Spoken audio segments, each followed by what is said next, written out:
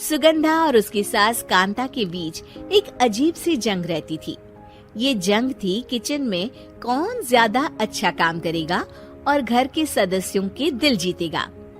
और उनकी इस जंग में हमेशा कुर्बान होते थे उनके दोनों पति।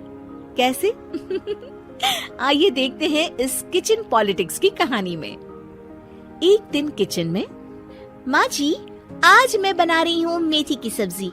इस खाने से घर वालों के पेट की सारी समस्या खत्म हो जाएगी। और मैं बना रही हूँ तड़के वाली छाछ, जिसे पीते ही गैस की समस्या कभी नहीं होगी। दोनों अपने अपने खाने को लेकर टेबल पर पहुँच जाती हैं। तभी सुगंधा के ससुर उसकी बनाई सब्जी की तारीफ कर देते हैं। अरे वाह, मेथी की सब्जी भी बनी है, बड़ी ही स्वादिष्ट है। वाह बहू वाह। अरे बहू, लेकिन इसमें इतनी सारी मेथी बर्बाद करने की क्या जरूरत थी? देखिए माँ जी, ये तो वो मेथी है जो आप रात में भिगोकर सुबह उसका पानी पीती हैं, और जो मेथी फेंक देती हैं, उसी से मैंने ये सब्जी बनाई है। अरे वाह बहू, तुमने तो बड़ा ही समझदारी का काम किया। बस अब क्या था, कांता जी का तो मानो ये सुनकर खून ही सूख गया। वो फैसला कर लेती है कि किसी भी तरह वो अपने खाने की तारीफ लेकर ही रहेगी और सुगंधा को किचन में उसकी कमियां गिनाएगी। कांता फ्रिज खोलकर देख रही होती है और फिर सुगंधा से कहती है, अरे बहू, ये क्या, पूरा फ्रिज गंदा पड़ा है। तभी वहाँ सुगंधा का पति आ जाता है। वो सुगंधा को डांट कर कहता है, सुगंधा, तुम्हें कितनी बार कह रखा है कि वायरस फैल रहा है, साफ सफाई का पूरा ख्याल रखना है, लेकिन तुम किचन में इतनी गंदगी रखोगी तो कैसे चलेगा। सुगंधा सास की तरफ देखती है जहाँ वो मुस्कुरा रही होती है। सुगंधा समझ जाती है कि सास ने उससे बदला लेने के लिए ये सब किया है। दोनों रात के खाने की तैयारी में लग जाती हैं। दोनों ना एक दूसरे की तरफ देखती हैं और ना ही एक दूसरे से बातें करती हैं। रात को खाने की टेबल पर एक एक कर दोनों कई तरह के अलग अलग व्यंजन टेबल पर लगा देती हैं और अपने अपने पति के पास जाकर खड़ी हो जाती हैं। अरे खाइए जी खाइए, मैंने बड़ी मेहनत से बनाया है। प्लेट में वो खाना डालती हैं। सुगंधा भी दोनों की प्लेट में खाना डालती हुए कहती है, बड़ी ही मेहनत लगी है इस खाने को बनाने में। हाँ, दोनों को ना चाहते हुए भी सारा खाना खाना पड़ता है। कहीं दही तो कहीं मलाई तो कहीं मसाला।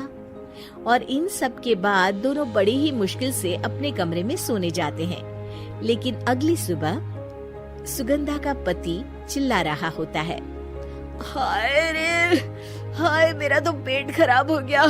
हाय माँ, बहुत दर्द हो रहा है। तो वहीं कांता के कमरे से भी कुछ ऐसी ही आवाज आने लगती है। हे भगवान, इस सास बहू की लड़ाई हमारी जान लेकर रहेगी। जाओ कोई डॉक्टर को बुला कर लाओ। डॉक्टर आते हैं। दोनों को देखकर कांता और सुगंधा से कहते हैं, देखिए, आप दोनों इन्हें खाने में हल्का ही दीजिएगा। हो सके तो रात का खाना जल्दी खाया करे और वॉक किया करे।